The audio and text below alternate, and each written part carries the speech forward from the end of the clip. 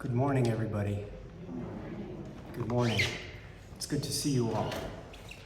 My name is Michael Zsoldos, and I'm your service coordinator today. Today is the last Sunday of 2024, December 29th, and the theme of today's service is holding on and letting go. And today we will be, I'll be joined by a number of members of the church here to create this service with our sharing of our collective intelligence and collective words, guided by this theme, holding on and letting go. If you are visiting with us this morning, we welcome you, and we invite you to please sign our guest book at the rear of the sanctuary. And for those of you who have need of them, we have hearing assistance devices and enlarged type bulletins at the back of the church. Please join us for coffee hour today after the service down in the social hall. And if you look at your order of service, you'll notice that that next Sunday's service, the reflection will be given by our minister, Dr. Leon Dunkley. And then looking ahead, on January 12th, the reflection will be given by Taylor Barnes, which I'll be looking forward to hearing. Hi, Taylor. Good morning. This is a poem by Wendell Berry. And this is entitled, A Music. I employed the blind mandolin player in the tunnel of the metro. I pay him a coin as hard as his notes. And maybe he has employed me and pays me with his playing to hear him play. Maybe we're necessary to each other, and this vacant place has need of us both. It's vacant, of dwellers, is populated by passages and absences. By some fate or knack, he has chosen to place his music in this cavity where there's nothing to look at, and blindness costs him nothing. Nothing was here before he came. His music goes out among the sounds of footsteps passing. The tunnel is the resonance and meaning of what he plays. It's his music, not the place I go by. In this light, which is just a fact, like darkness or the edge or end of what you may be going toward, he turns his cap up on his knees and leaves it there to ask and wait, and holds up his mandolin, the lantern of his world. His fingers make their pattern on the wires. This is not the pursuing rhythm of a blind cane pecking in the sun, but is a singing in a dark place.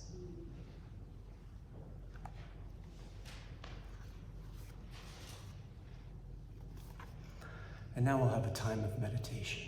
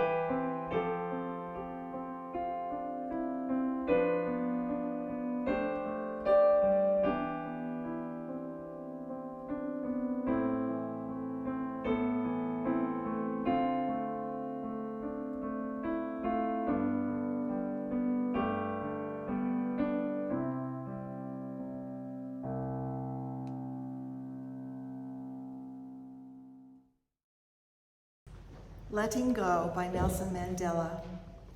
To let go doesn't mean to stop caring. It means I can't do it for someone else. To let go is not to cut myself off. It is the realization that I can't control another. To let go is not to enable, but to allow learning from natural consequences. To let go is to admit powerlessness, which means the outcome is not in my hands. To let go is not to try to change or blame another. I can only change myself.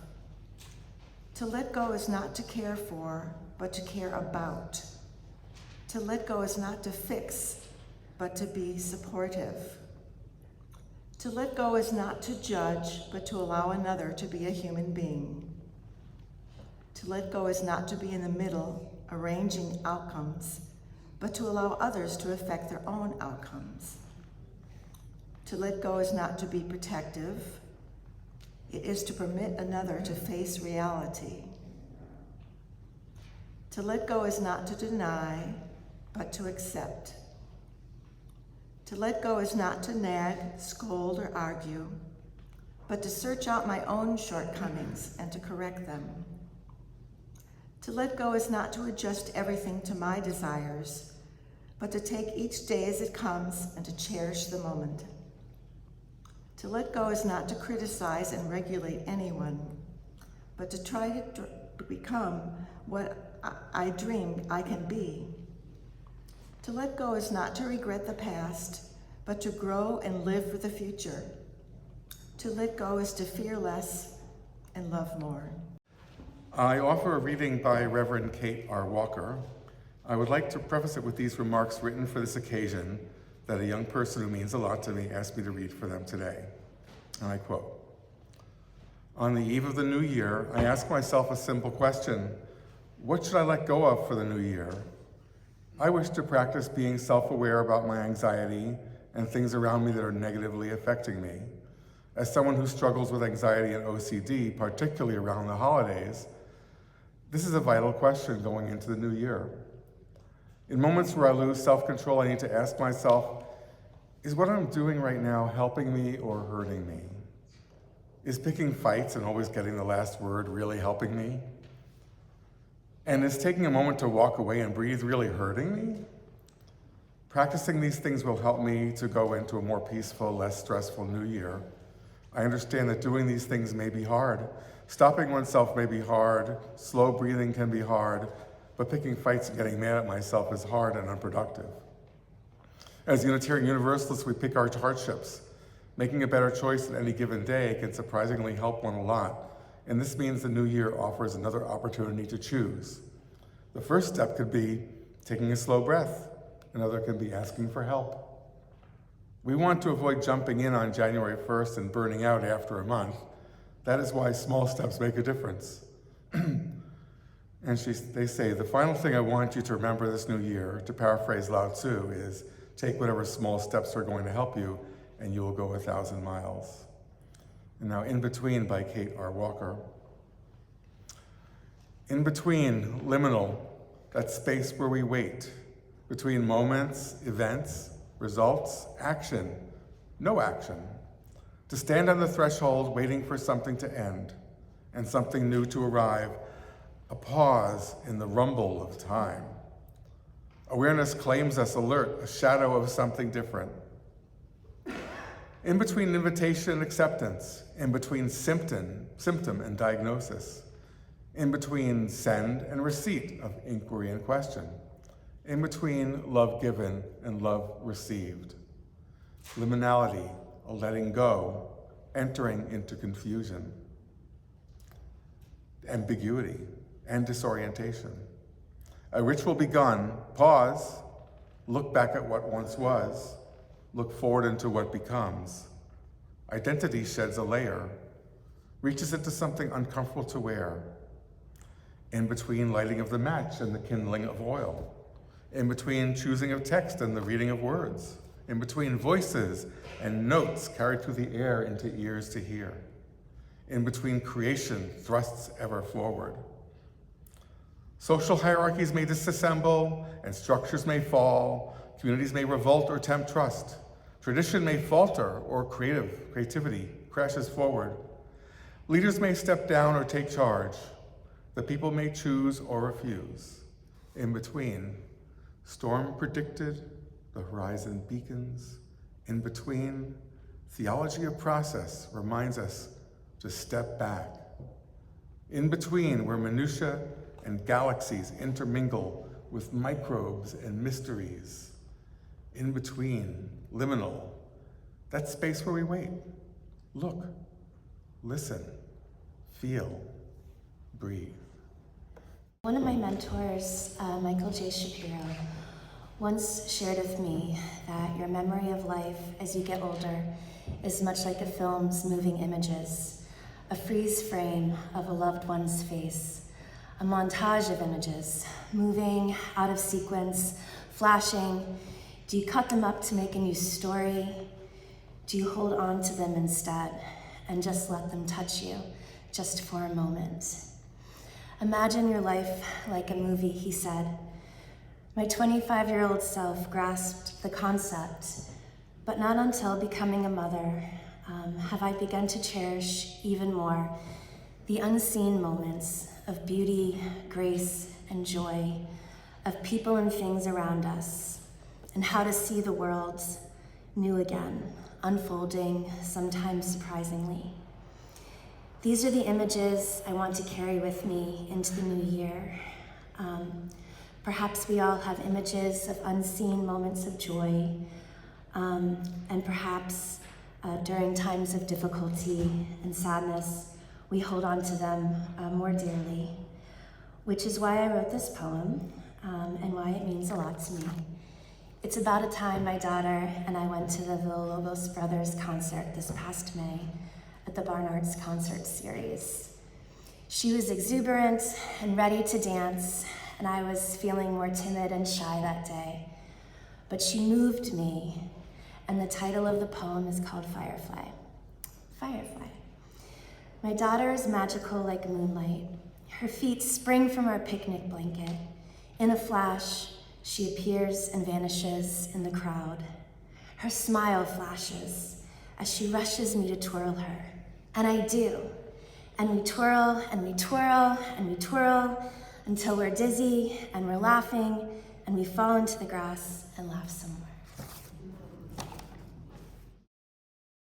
So this theme got me thinking a lot about the experience of being a parent.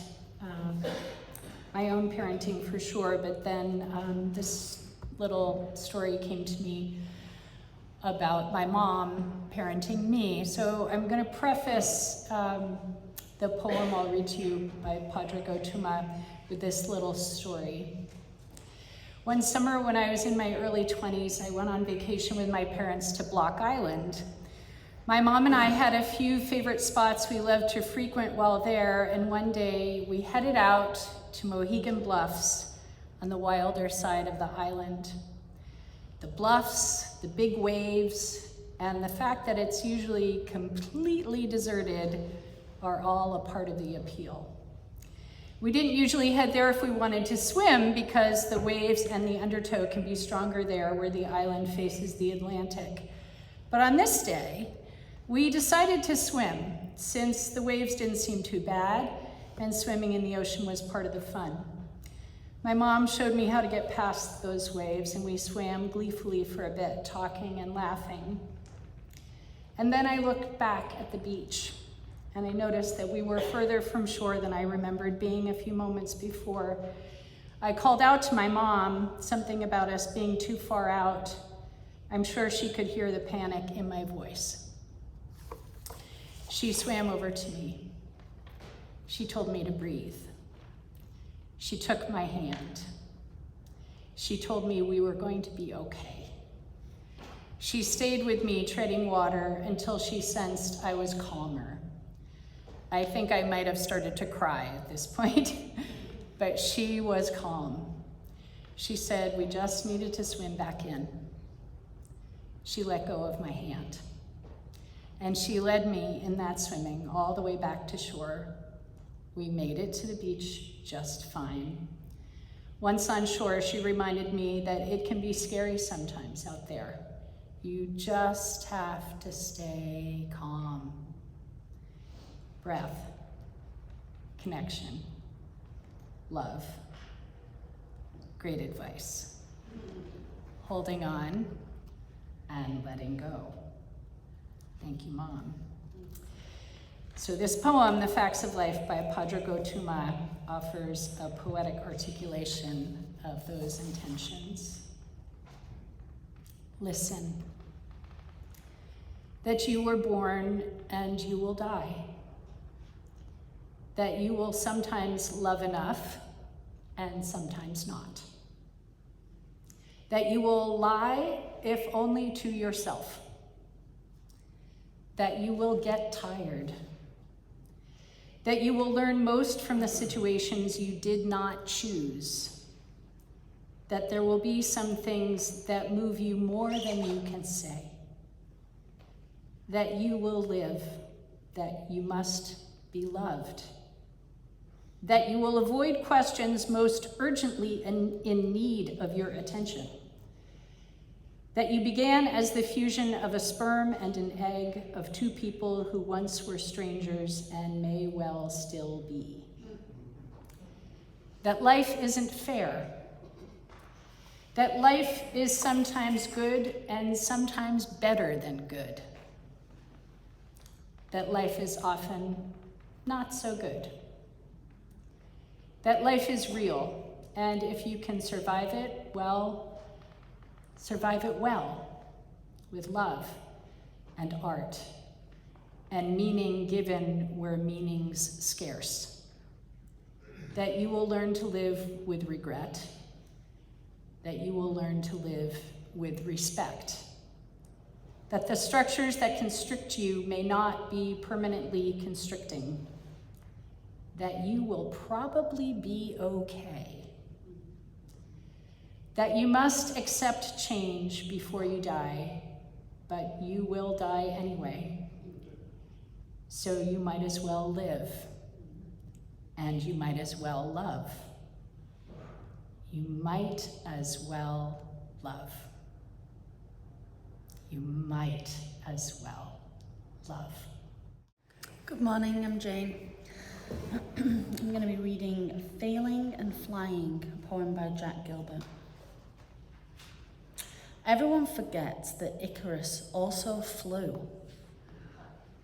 It's the same when love comes to an end or the marriage fails and people say they knew it was a mistake, that everybody said it would never work, that she was old enough to know better. But anything worth doing is worth doing badly. Like being there by that summer ocean on the other side of the island while love was fading out of her, the stars burning so extravagantly those nights that anyone could tell that they would never last. Every morning she was asleep in my bed, like a visitation. The gentleness in her like antelope standing in the dawn mist. Each afternoon I watched her coming back through the hot stony field after swimming, the sea light behind her and the huge sky on the other side of that. Listened to her while we ate lunch. How can people say the marriage failed? Like the people who come back from Provence when it was Provence and said that it was pretty, but the food was greasy. I believe Icarus was not failing when he fell, but just coming to the end of his triumph. And now I want to share a poem for our closing words from this book called Zero at the Bone, 50 Entries Against Despair by Christian Wyman. It's a book that I read in January of last year, and I think I'm going to read it again. This is a poem by Anna Kamienska, and it's called A Prayer That Will Be Answered. He says, the title is worth some stress in both senses of that word, a prayer that will be answered. Lord, let me suffer much and then die. Let me walk through silence and leave nothing behind, not even fear. Make the world continue. Let the ocean kiss the sand just as before. Let the grass stay green so that the frogs can hide in it, so that someone can bury his face in it and sob out his love. Make the day rise brightly as if there were no more pain. And let my poem stand clear as a window pane, bumped by a bumblebee's head. May it be so, and blessed be, and Happy New Year.